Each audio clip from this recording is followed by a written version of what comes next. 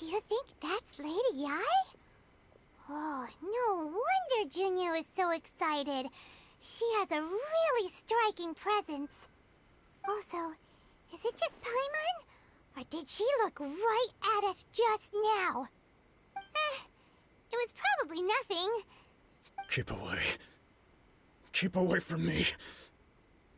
I gave up the art of the sword. Please, let me go, I beg you. As you can see, Lady Yai, Domon has persisted in this state for some time now. He appears to see those who have lost to him in duels past, gathered all around him to persecute him. Lady Yai, it must be a possession, right? This is nothing like him at all. In the past, no matter what came his way, he would always face it with a confident smile. I'm sorry. It is clear to me that your sensei is not possessed by any evil spirit. But then does that mean he... Yes. This is a change in the person himself. Unable to cope with the tremendous pressure he was under, he suffered a spiritual collapse. With his wits impaired, he finally descended into madness. As one who is thrown into the sea, though he fights back desperately against his predicament, it does nothing to prevent his descent into the depths. As for what has triggered this change, I believe it must be the loss of his vision. For to be stripped of one's vision is to be stripped of one's ambition. Stripped of his ambition? But Lady Yai, even without his ambition, why should he suffer such a dramatic change? How does that explain his descent into madness? Your school practices Meikyo Shisui art, does it not? Stillness of mind, freedom from all agitation. What a fine notion that would be if any in this world could ever hope to achieve it. There was once one who claimed to be indifferent to rank and reward, and who fled enraged when defeated by his junior. And then there was an aged swordmaster who was aggrieved enough that he crossed blades with a disciple he himself had taught. Then, what of the one who crossed blades with his own sensei and beloved fellow disciple, and defeated them both? Can one truly remain unagitated, of still mind in moments such as these? Lady Yai, I'm not sure I understand. The path of the Swordmaster is filled with twists and turns. It is no small undertaking to pursue the position of greatest Swordmaster in the world. It requires one to take their sword firmly in both hands and cut down the hopes and dreams of others, even those of one's closest companions. Only a deep commitment to his ambition to become the best made it possible for him to rise above the pain of these encounters, to focus on the way ahead. When that ambition disappeared, he began to doubt himself. As he battled his growing anxiety, he slowly descended into the state you see him in now. Much like a certain fatally flawed friend of mine. Poor sensei. To think he's been suffering so greatly. I'm sorry. It's all my fault. Father, Sensei, Anzai. That's enough. Huh? Isn't that Anzai? Where did he come from? Did he follow us the whole way here? Anzai, why are there two of you? Is that you or a ghost? You're here for revenge, aren't you? I knew it would come. I never should have. You're right to assume that my feelings towards you are far from kindly. But I didn't come here to settle a score. It's been so long now that I made peace with it years ago. You did nothing wrong that day. I couldn't face the humiliation. That's why I ran. I don't think most of the people you beat along the way would hold it against you.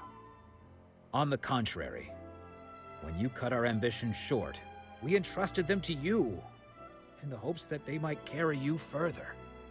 Now I know that we can't place our hopes in you any longer, since you've been stripped of your ambitions too. But that is no reason to strip them of theirs. Follow the way of the sword all the way to the highest peak. You taught them that, didn't you? But what if one day, the same thing happens to them? I put everything I had into trying to become the best. But what if it was all a huge mistake right from the start? If there's a chance they'll end up like me one day, I'd rather they stay where they are now than go any further down this path. Have you asked them what they think? Sensei, after you rescued me from the hands of the pirates, I told myself I would follow in your footsteps for the rest of my days. I can't know whether I will suffer in my future as you do now. All I know is that here and now, in the present, I wish to continue. I want to keep going until the day that I can stand before everyone with my head held high and announce that I, like my sensei Domon before me, am a master of Meikyo Shisui art. Nanako's far from the only one. Actually, all of us think that way. Goodness. Well, You see? You can place the ambition you once had in their hands. Being stripped of your ambition is something that's never happened to me, so I can't claim to understand it. But I do know what it feels like to have your ambitions crushed. That's what happened on the day that you So, just as I once placed my ambitions onto you, it is time for you to release yours into their custody. You are not in the same position that I was. When I left, I had nothing to my name. But you have a great number of worthy disciples. I understand. I'm sorry to have made you worry for me, and for the state of Meikyo Shisui art. I no longer have the resolve to become the best in the world. The emptiness and suffering inside of me will not abate, so I cannot hope to still my mind and be free of agitation. But as your sensei, I shall commit to imparting unto you everything I have learned in my life so far. This is my promise, and I humbly ask Anzai, my senior, to hold me to my word. You can count on that. I'd be checking in on you occasionally anyway, just to make sure you hadn't lost your mind again. But I am now used to the life of a wanderer. I do not belong in the dojo anymore, so I will simply stop by once in a while to make sure you aren't cutting any corners with them. Well, don't just stand there staring at me. Say thank you to Lady Yai and then get yourself back home.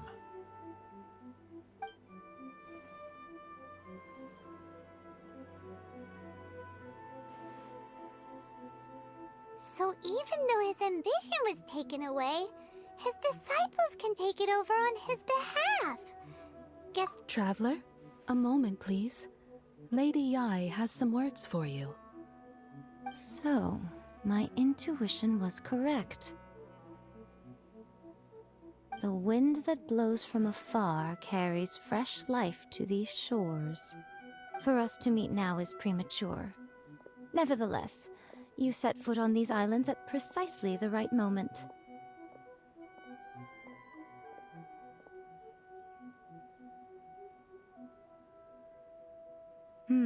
I have high hopes for you, child. Don't disappoint me. Ooh, Lady Yai seems to have taken a real interest in you. She seems super mysterious. We can go.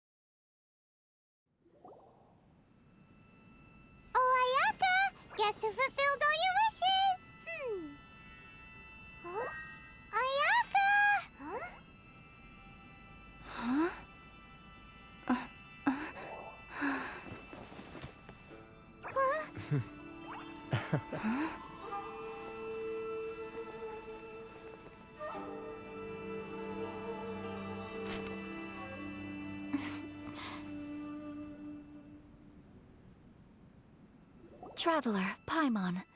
It is a pleasure to finally meet you both face to face. I have heard all about how you helped our three friends. My sincerest thanks to you. Yeah. Short of getting them their visions back, it seems like there's no way to really help them. Ayaka, how come this time you get to come out and meet us in person? Because now that you have done the 3 things I asked of you, I consider you to be my friends. As you will observe, I dispense with the screen for Toma also. Mm-hmm.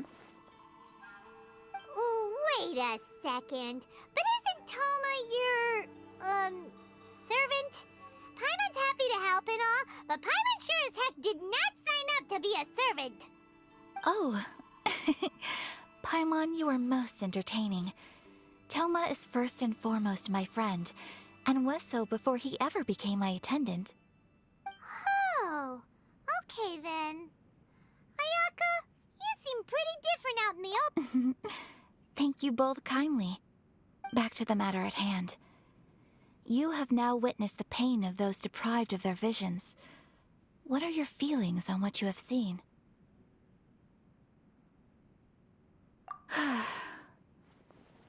Perhaps in the eyes of a deity such as the almighty Shogun, the lives of those who inhabit the world are inconsequential. Thunders roar, lightnings flash, the winds assault, and the rains descent. All these things take place with no regard for the feelings of the common people. But I believe that surely you understand what they must endure. It seems that perhaps now you can appreciate my feelings on all of this. In which case, perhaps you would be willing to reconsider your stance? You will? Really?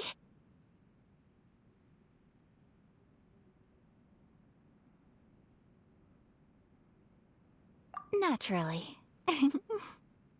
All right, bravo, my lady. You were right all along. See? I told you she wouldn't reject them. I'd placed my trust in the right person after all. Now then, given that the remainder of our discussion pertains to matters of a more confidential nature, perhaps we could move to the Komori Tea House? We ought not to involve other members of the Yashiro Commission.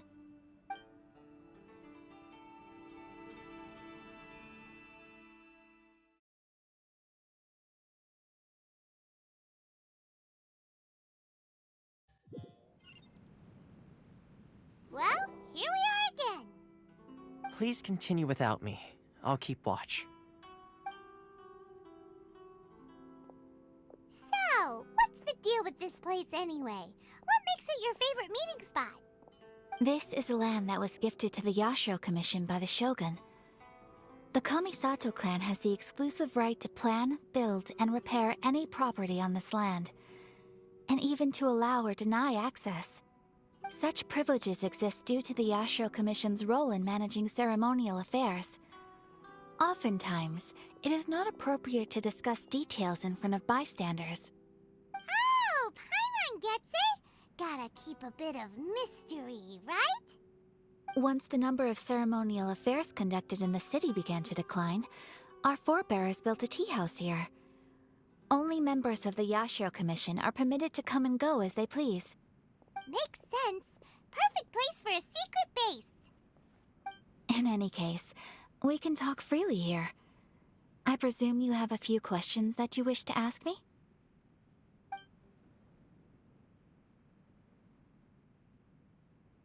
The almighty Shogun. I've seen her on but only a few occasions, most of them formal ceremonies. She inspires awe, commands respect, and exudes a sense of absolute authority. But as I recall, there was something else about her that struck me even more deeply. It was her almost complete lack of any emotion. In that sense, She appeared to me to be less of a ruler and more of, well, an executive official, I suppose. Focused exclusively on her single goal of implementing eternity, acting accordingly without feeling. Of course, we have tried on numerous occasions.